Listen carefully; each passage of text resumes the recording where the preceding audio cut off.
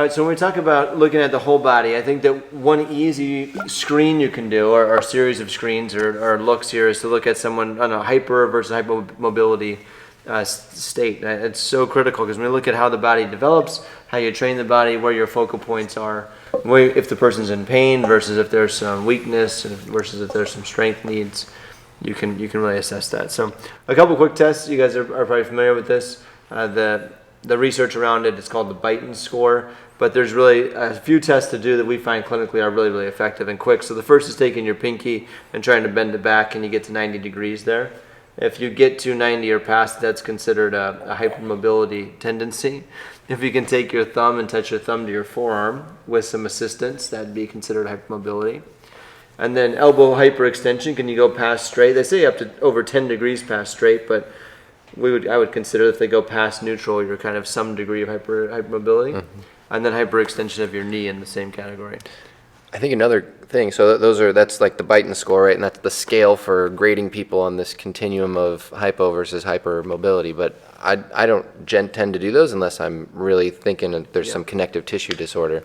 I'll just usually look at somebody's top tier movement straight from the SFMA, and you can usually glean quite a bit from that. You watch how their neck moves, you watch how their shoulders move, you see how their spine moves, and you can really tend to pull kind of most of the information I need from that. Yeah, absolutely.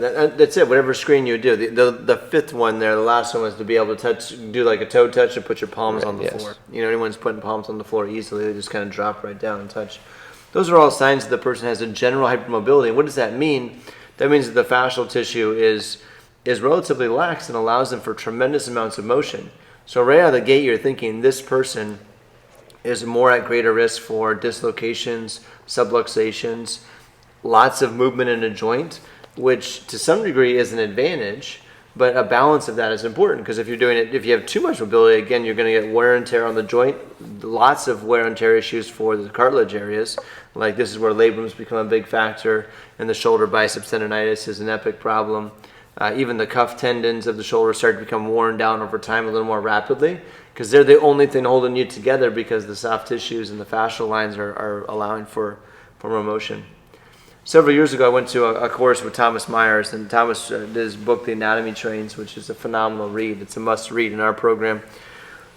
But when he looked at it, he described like these anatomy trains. He described it in probably not the most politically safe way at this point in the game. But what he would say is that there's what he called Viking fascia, which was folks that lived in the cold and lived up north, and they had this much more robust tissue that had to deal with the weather inclements of that. And the lifestyle of that was also much more farm style and heavy lifting and loading and dealing with the elements required a fascia that was a little bit more dense in nature. And he described other fascias from more of the equator area, and those fascias tend to be much more lax, much more loose, much more hypermobile in nature, mostly based again on environment and temperature that didn't have to have this robust challenge to the elements because they didn't have the cold that you would have up in the north. But since that time of early man, we've now multiplied and crossbred extensively. Yet everybody has some mix of this across the spectrum. But what you still see is a bias across the population where people may not be ultimately totally hypermobile and maybe not be totally hypomobile, but maybe somewhere in between or some closer direction one to the other. So I just think as you're looking at when you're programming for somebody or when you're approaching someone from a treatment standpoint, take a moment to identify where do they sit on that spectrum and how might that play a role in your planning and in your progressions to get them where you want them to be.